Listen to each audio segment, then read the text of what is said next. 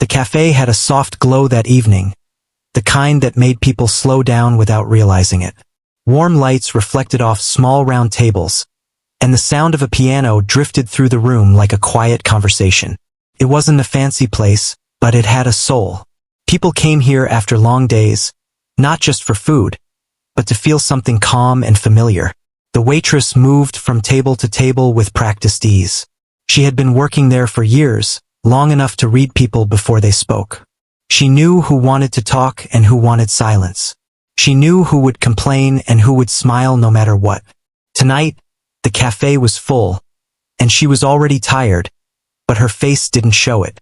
It never did. The piano near the window was playing softly, filling the space without demanding attention. Some customers tapped their fingers. Others leaned back, letting the music wash over them. The waitress liked this part of her shift, when the room felt balanced, when nothing felt rushed. Then the door opened. The man who walked in stood out immediately, not because he was loud, but because he carried himself as if the room belonged to him. His clothes were simple but expensive. His walk was slow and confident. He didn't look around with curiosity. He looked around with judgment. A few people noticed him and quickly looked away. Others whispered quietly, sensing something without knowing why. The waitress glanced at him once, then continued her work. She had learned not to assume things based on appearances. He chose a table close to the piano and sat down without waiting to be guided. He leaned back in his chair and checked his phone, his fingers moving quickly across the screen. The pianist glanced up, then continued playing, though the notes seemed a little less relaxed now. The waitress approached with a menu and a polite smile. "Good evening," she said. "Can I get you something to drink?" He didn't look up right away. When he did, his eyes scanned her face briefly, then moved back to his phone. "Sparkling water," he said. "Cold?" She nodded. "Of course." As she turned to leave, he added, "And hurry." The word lingered in the air longer than it needed to. She paused for half a second, then kept walking. She had heard worse. Much worse. The cafe continued buzzing quietly. Orders went out. Plates clinked. Laughter rose and fell. The pianist shifted into a new tune, a little brighter, as if trying to lift the mood. When the waitress returned with the water, she placed it carefully on the table. "Here you go," she said. He took a sip, frowned, and set the glass down hard enough to make the ice rattle. "This isn't cold enough," he said, louder than necessary. She glanced at the glass, then back at him. "I can bring you another one. You should already know how cold it needs to be," he replied. "That's your job." A couple at the next table exchanged looks. The pianist's hands slowed slightly, then continued. The waitress nodded again. "I'll replace it." She took the glass and walked away, her step steady. Inside, something tightened, but she pushed it aside. One difficult customer didn't get to control her mood. Not tonight. When she returned with a new glass, condensation sliding down the sides, he barely acknowledged her. She waited a moment. "Would you like to order food?" He sighed loudly and finally put his phone down. "What do you recommend?" he asked. She listed a few popular dishes, keeping her voice even. Halfway through, he raised his hand. "Stop," he said. "You're talking too much." The words hit harder than the earlier ones. Not because they were louder, but because they were careless. "I'll have this," he said, pointing without looking closely. "And make sure it's done right." She wrote it down and nodded. "I'll let the kitchen know." As she walked away, she felt eyes on her.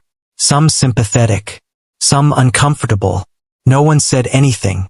They never did. Time passed. The piano music grew stronger, more confident, filling the space again. The waitress served other tables, answered questions, refilled drinks. She laughed softly at a joke from a regular customer. For a moment, she almost forgot about the man by the piano. Then his voice cut through the room.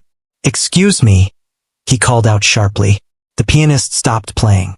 Every head turned. The waitress closed her eyes briefly, then walked over. "Yes?" she asked. "How long does it take to make a simple meal?" he demanded. "I've been waiting." She checked the time in her mind. Hadn't been long. Not by any reasonable standard. It should be out shortly, she said calmly. The kitchen is busy tonight. That's not my problem, he snapped. If you can't handle it, maybe you shouldn't be working here. The silence that followed was heavy. Even the kitchen sounds seemed to fade. The waitress felt something shift inside her. Not anger exactly. Something deeper.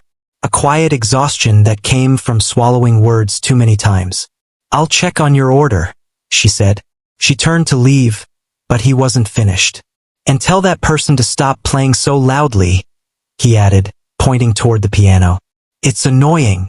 The pianist froze, hands hovering above the keys. The waitress stopped walking. For the first time that night, she turned fully toward him, not as an employee, but as a person. The room held its breath. Her voice, when she spoke, was calm, but it carried weight. Please don't speak like that, she said. Everyone here deserves respect. A few customers nodded slightly. Someone near the window whispered, finally. The man laughed, a short, sharp sound. Respect, he said. Do you know who I am? She didn't answer. She didn't need to. He leaned forward, his voice rising. You people think you can talk to anyone however you want now? I'm paying to be here. The word paying echoed in the room. The waitress stood still, her hands relaxed at her sides. Her heart was pounding, but her face remained steady. This cafe welcomes everyone, she said. But that doesn't give anyone the right to shout. His eyes narrowed. I'll shout if I want to, he said.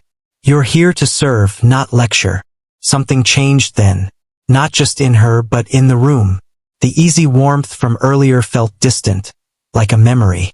She took a slow breath. Behind her, the piano waited, silent. She looked at him, not with anger, but with a kind of clarity that surprised even herself. The moment stretched, thin and fragile.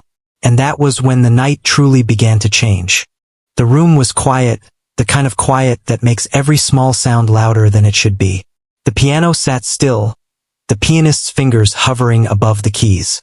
The other customers shifted in their seats, unsure of what to do. Even the clatter from the kitchen seemed to fade as the tension spread. The waitress stood in front of the man, feeling the weight of the moment. She had spoken firmly once, but now she could see he was testing her patience. He leaned back in his chair, arms crossed, eyes fixed on her. You really think a few words are going to change anything? He said. His tone wasn't just sharp. It was amused, like he was enjoying this confrontation. I don't need to change anything, she replied calmly. I just expect basic respect. That's all. His lips curled into a faint smirk. Respect? Do you think this world gives respect to everyone? The waitress felt the muscles in her jaw tighten, but she didn't flinch. She had dealt with rude customers before, but something about him was different. He wasn't just impatient or demanding. He carried an arrogance that made people uneasy, a belief that his power gave him control over everyone around him. You're not controlling me, she said, and shouting won't get you what you want any faster. He raised an eyebrow and leaned forward, his voice dropping slightly. And what if I keep shouting? What if I refuse to wait? For a moment, she considered just walking away, letting him have his way. Most people would, because standing up to someone like him often didn't end well. But something inside her refused. She straightened her shoulders and pointed toward the piano. If you shout again, she said, her voice steady, you'll have to deal with this piano. The words seemed to float in the air, almost surreal. The man blinked, caught off guard. The other customers exchanged puzzled glances. No one expected her to speak like that. Not to him, not in a place like this. The piano? He repeated, his voice a mix of disbelief and amusement. Yes, she said. It's part of the cafe. And I suggest you think twice before upsetting it, or me. There was a pause so long it felt like the air had stopped moving. The pianist's hands remained still, unsure if the warning was literal or a bluff. The man leaned back, studying her face. For the first time that evening, he looked uncertain. You're serious, he said slowly. I am, she replied. Now, let's just get your order and keep this a peaceful evening. He sat back, silence lingering between them. It wasn't anger this time, but something else. Something that looked almost like curiosity. The room felt lighter, but the tension hadn't completely gone away. The waitress returned to the kitchen to relay his order. She could feel eyes on her back, and she didn't turn. She didn't need to. She knew some people were impressed, some were anxious, and some were wondering how he would respond. She had no idea either, but she felt a strange mix of satisfaction and worry. Minutes passed. The man sat quietly, staring at the table. He didn't speak. He didn't check his phone. He just sat watching, thinking. The waitress returned with his food, placing it carefully in front of him. Here's your order, she said softly. I hope you enjoy it. He looked at the plate and then at her. There was a long moment of silence before he finally spoke. It's fine, he said.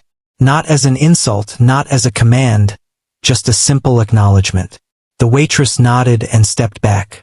She returned to other tables, refilling drinks, taking orders, keeping her focus where it belonged.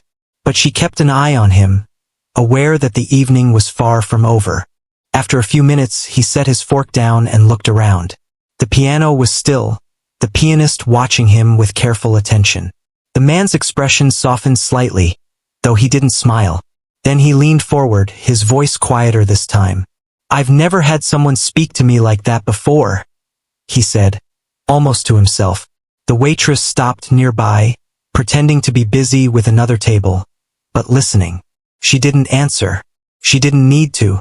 He continued, voice low. People usually just do what I say. They're afraid or they don't care. But you acted differently. She kept her movements steady, pretending not to notice, though inside, her heart was racing. This was not about respect or orders anymore.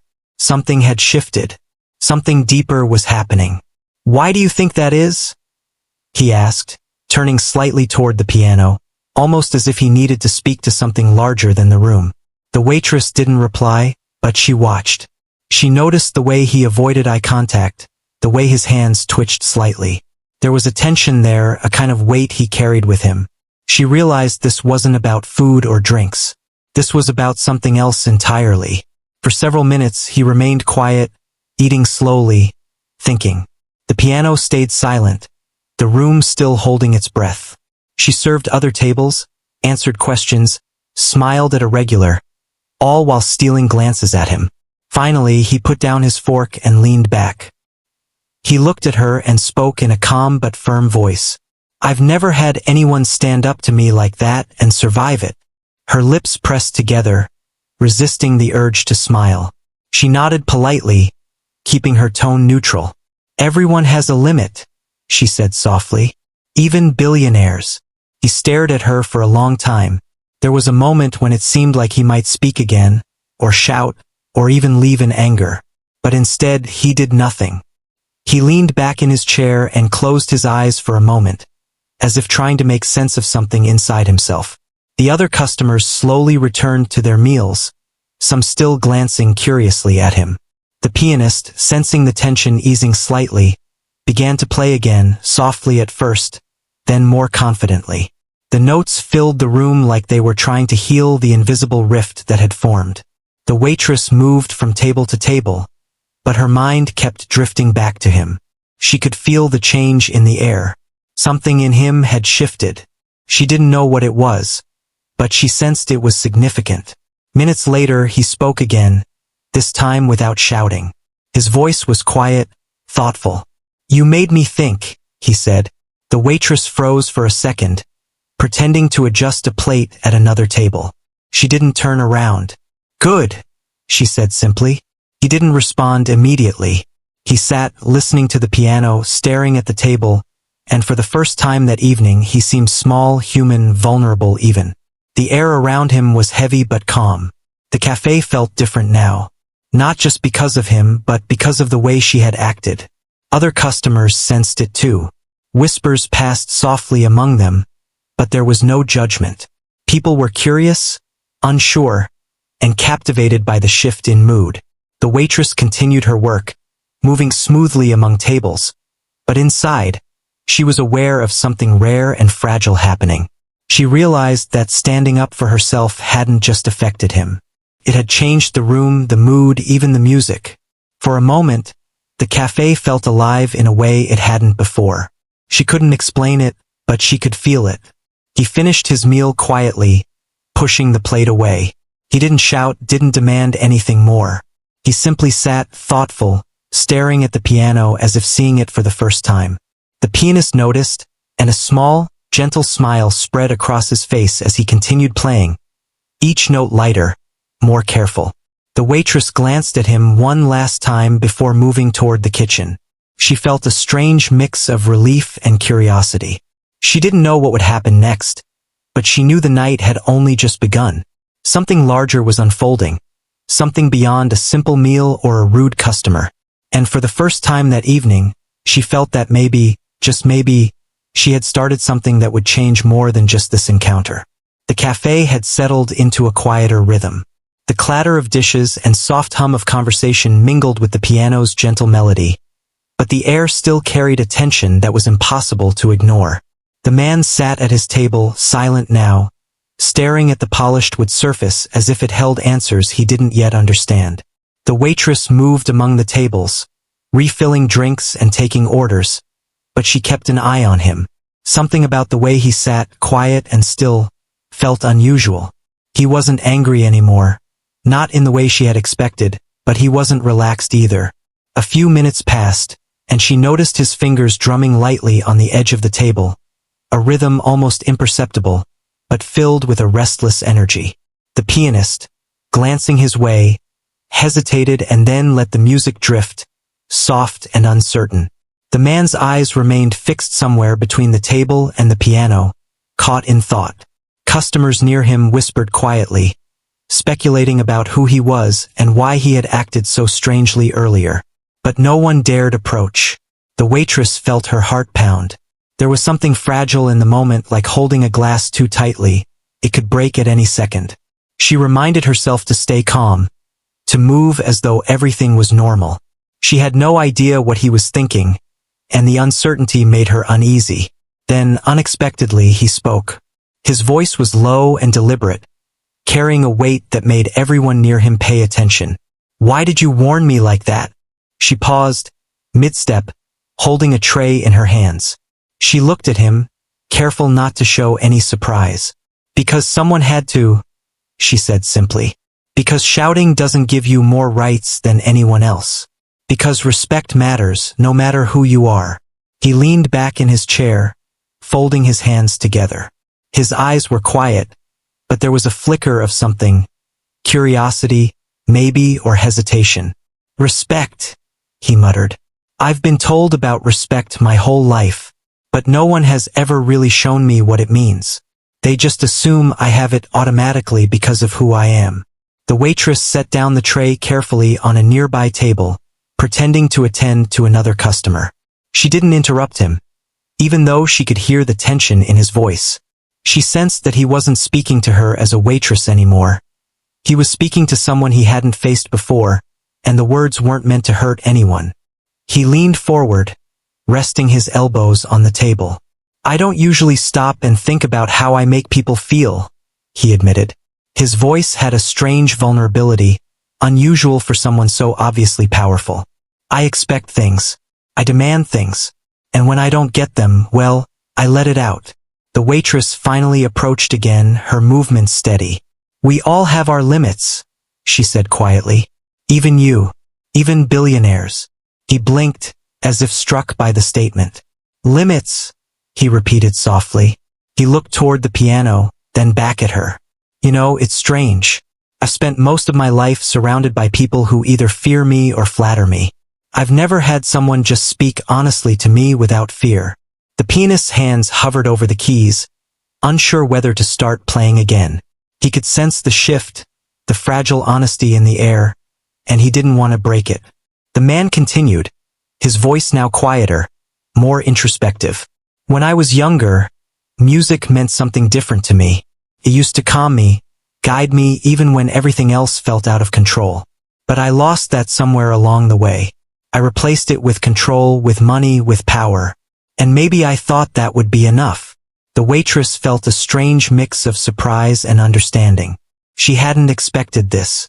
She had assumed he was just a rude, entitled man, and yet here he was, speaking in a way that revealed more than most people ever showed to strangers.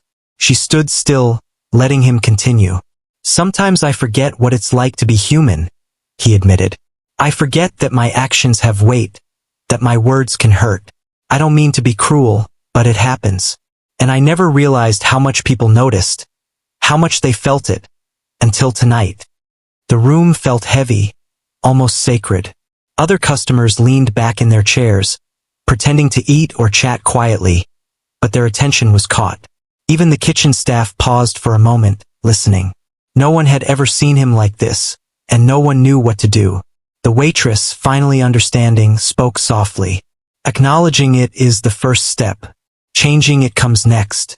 But you can't change what you don't see. He looked up at her, and for a moment, his eyes were something entirely different.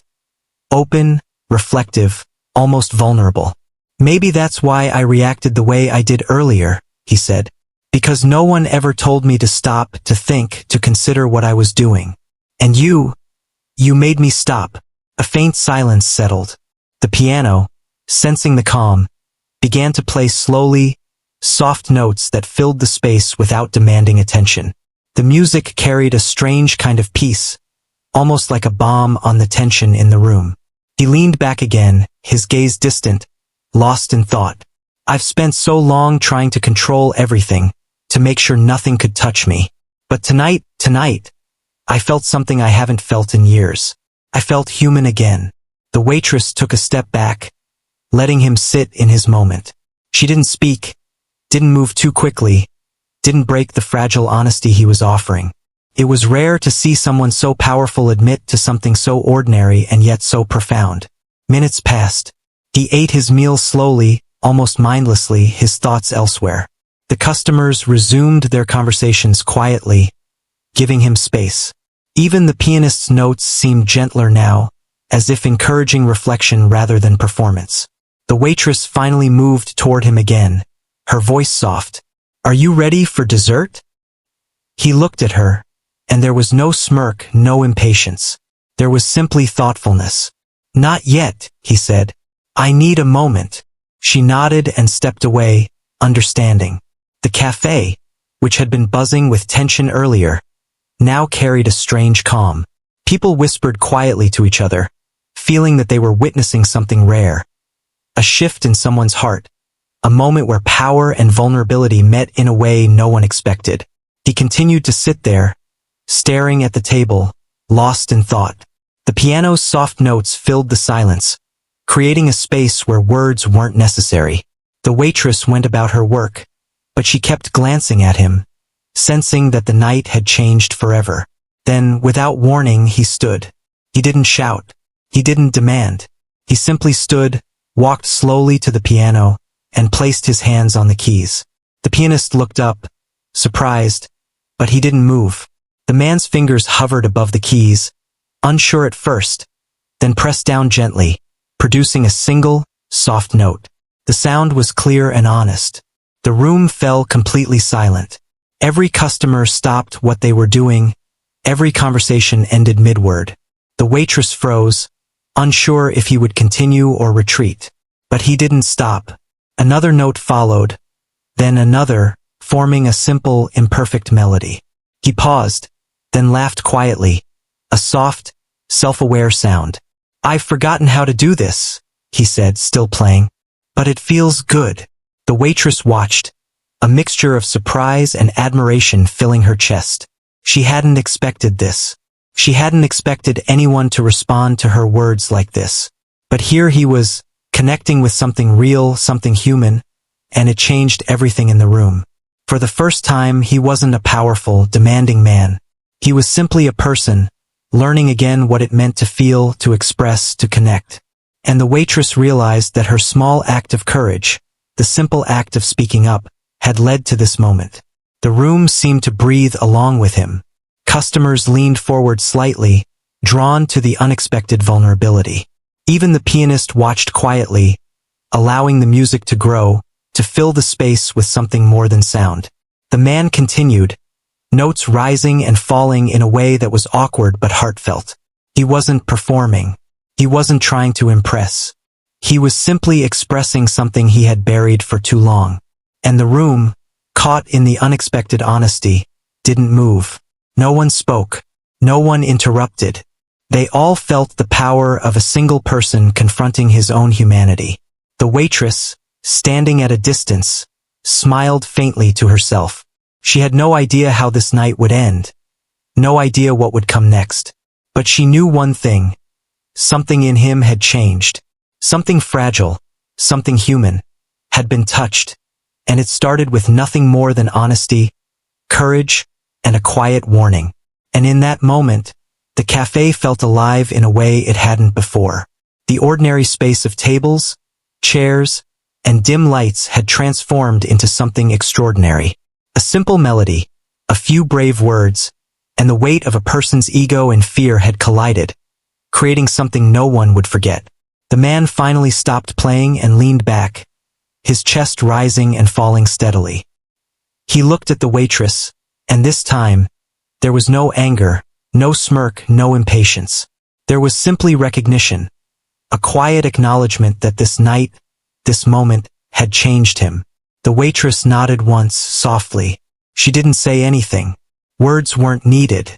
The piano, the music, the fragile honesty in the room said enough. And somewhere in the soft glow of the cafe, in the gentle hum of life continuing around them, both of them knew that nothing would ever be quite the same again. The cafe had quieted down after the unexpected piano playing. The soft notes still lingered in the air, blending with the murmurs of other customers who had returned to their meals, but could not shake the feeling that they had witnessed something unusual. The man sat back, hands folded in his lap, staring at the keys as if they held memories he hadn't touched in years. The waitress stood nearby, watching carefully, feeling a strange mixture of curiosity and concern. She sensed that this wasn't over, that the man's reaction carried a story she hadn't yet heard. Finally, he spoke. His voice was low, almost reflective. "This piano," he began. "It's been a long time since I've played. I didn't realize how much I needed it until tonight." He paused, looking at the polished wood and the small scratches near the keys. Each mark seemed to tell a story. "Music used to be my escape. When I was younger, when everything in my life felt impossible, it was the only thing that made sense. I could sit at a piano for hours and forget the rest of the world. It was my peace." The waitress felt a pang of empathy. She had never imagined that the man, so commanding and impatient, had ever been vulnerable in that way. She stepped a little closer, careful not to intrude, just letting him speak. "What happened?" she asked softly. He looked up at her, and for a moment, the mask of authority faded. "Life happened," he said simply. "Responsibilities, expectations, people depending on me, mistakes I've made. I lost touch with that part of myself. I thought control and power could replace it. But it can't. It doesn't work like that. And tonight I realized just how far I've drifted." The pianist played a few soft chords, responding to the mood, not to impress, but to give the man space. The notes carried a gentle warmth that seemed to encourage him to continue. The man looked at the keys again, then at the waitress. "You didn't just warn me," he said. "You reminded me of something I had forgotten. You reminded me that I am human, that my actions have consequences, that I can't simply act without thought." The waitress nodded slowly. "We all forget sometimes," she said. "Even the strongest people, the ones who seem like they have it all under control. It's easy to forget that we hurt others when we only see ourselves." He let out a soft laugh, not of amusement but of self-awareness. "I see that now. I've spent so many years thinking that I had to be in control, that no one could touch me. But control doesn't make you strong. It just makes you lonely." His eyes softened, and for the first time that evening, there was no tension, no arrogance. He looked almost like a man seeking understanding, not demanding it. The waitress felt a strange sense of connection. She had always known that people were more than what they showed on the surface, but seeing it unfold in front of her like this was different. She had faced his anger, stood her ground, and it had led to this moment. A man revealing a side of himself that few would ever see.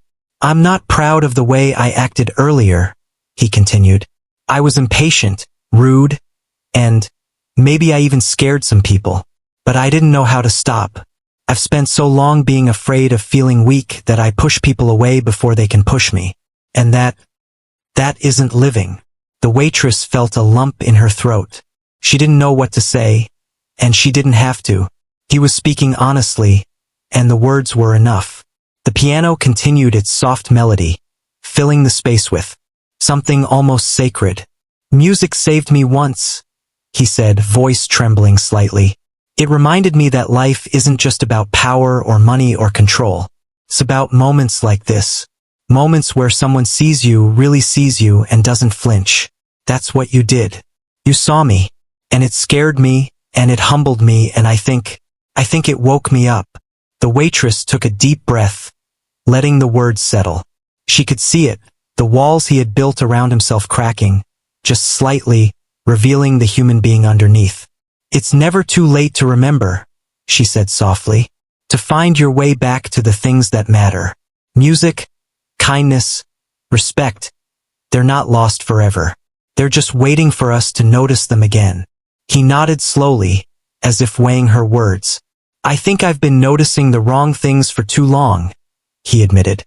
"Money, control, appearances, none of it matters if you forget what it means to feel, to connect, to care. I forgot that, and tonight you reminded me."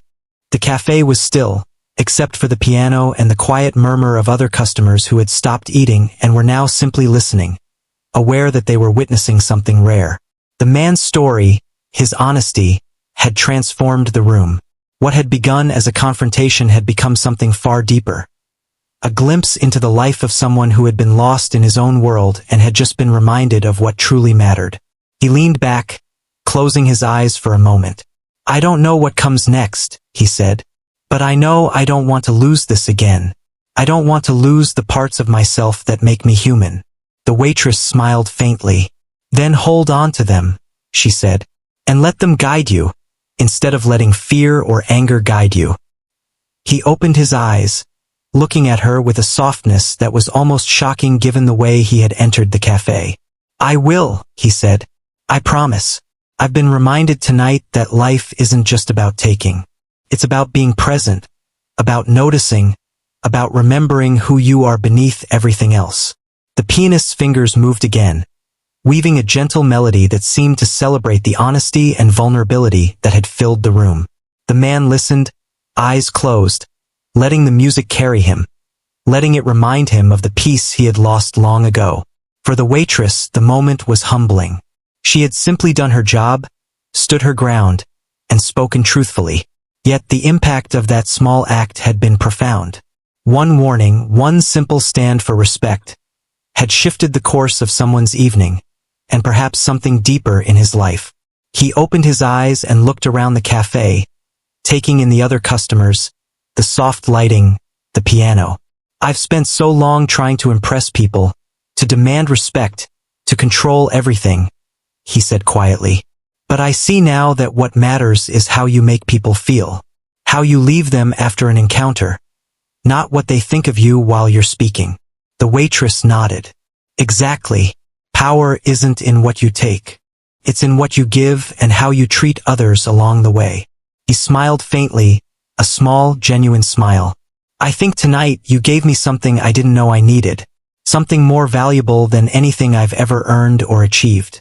Perspective, humanity, a reminder that life is more than the things we chase. Thank you." The waitress felt warmth in her chest, a sense of quiet accomplishment. She hadn't expected gratitude or recognition, yet it came quietly, profoundly, in the form of acknowledgement that her actions had mattered in ways she could not have imagined. The man finally stood, not with the force or arrogance he had entered with, but with a calm, almost humble presence. He walked slowly to the exit, casting a final glance at the piano and the waitress.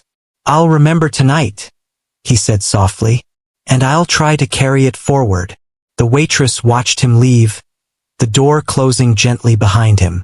The piano continued its soft melody, the cafe gradually returning to its normal rhythm. But something had changed. The air felt different, lighter, yet charged with the weight of honesty, humility, and reflection.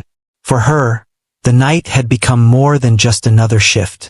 It had become a lesson, a reminder that courage, honesty, and small acts of respect can ripple outward in ways no one can predict. For him, it had been a moment of awakening, a reconnection to something essential that had been lost long ago. And in the quiet glow of the cafe, with the piano still playing softly in the background, both of them knew that the encounter would linger in their minds for a long time. Something had shifted, something had changed, and though the night was ending, the impact of that moment would not fade easily. The man was gone, but the memory of his vulnerability, his honesty, and the way he had allowed himself to be reminded of what truly mattered would remain, etched into the cafe, the piano, and the minds of everyone who had witnessed it. The waitress, standing amid the quiet bustle, understood that life sometimes offers rare moments of transformation. Moments where a single word, a single stand, a single act can awaken something long forgotten in another human being. And tonight, she had witnessed one of those moments firsthand. The cafe had returned to its quiet rhythm after the man left, yet the energy in the room had shifted. Customers continued their meals and conversations, but there was a subtle awareness in the air, as if everyone had witnessed something rare and fragile. The piano's soft melody continued, filling the space with warmth, and the waitress moved through the tables with careful calm. She felt a strange mixture of relief and curiosity. The night had been unlike any other, and she couldn't help but wonder what would come next. Just as she was about to clear a table, the door opened again. Her heart skipped a beat, and she looked up. It was him. The man had returned, slower this time, a soft, thoughtful expression on his face. The other customers noticed immediately, but no one spoke. The room felt suspended in anticipation. He approached the piano first, running his fingers lightly over the keys. The notes were soft and deliberate, almost hesitant, as if testing a connection he had lost years ago. The pianist smiled quietly and moved back, giving him the space he needed. The man closed his eyes briefly, letting the music guide him, allowing himself to feel in a way he hadn't for a long time. The waitress approached cautiously. She didn't know what he wanted or why he had returned. "Is everything okay?" she asked softly, keeping her tone neutral but gentle. He opened his eyes and looked at her with a kind of calm intensity that was new. "I needed to come back," he said simply. "I needed to make sure I didn't leave tonight without understanding what really matters." The words carried weight, not just because of their meaning, but because of the quiet sincerity behind them. She nodded, listening carefully, knowing that whatever came next would be important. He continued to play the piano, each note deliberate, each pause thoughtful. "I've spent so much of my life chasing success," he said, his voice low but clear. "Chasing power, wealth, recognition. And I thought those things defined me. But tonight I realized they don't. What defines me is how I treat people, how I make them feel, how I carry myself when no one is watching." The waitress felt a shiver run down her spine. This wasn't the same man who had shouted at her earlier.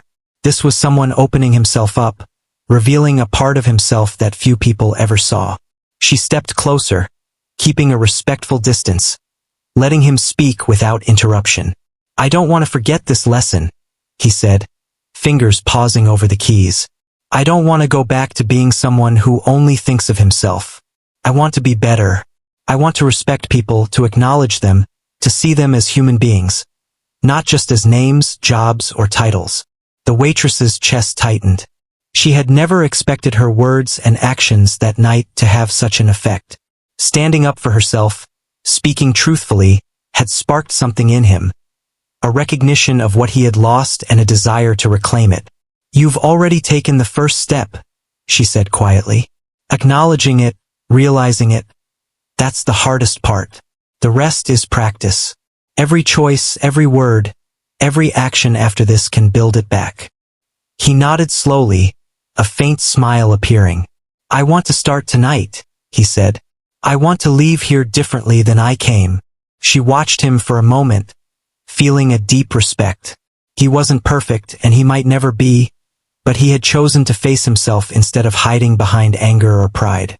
That choice, simple as it seemed, was profound. He turned to the waitress, his expression serious. I want to apologize for how I acted earlier, not just to you, but to everyone in this cafe. I was rude, impatient, and unfair, and I hope you can forgive me.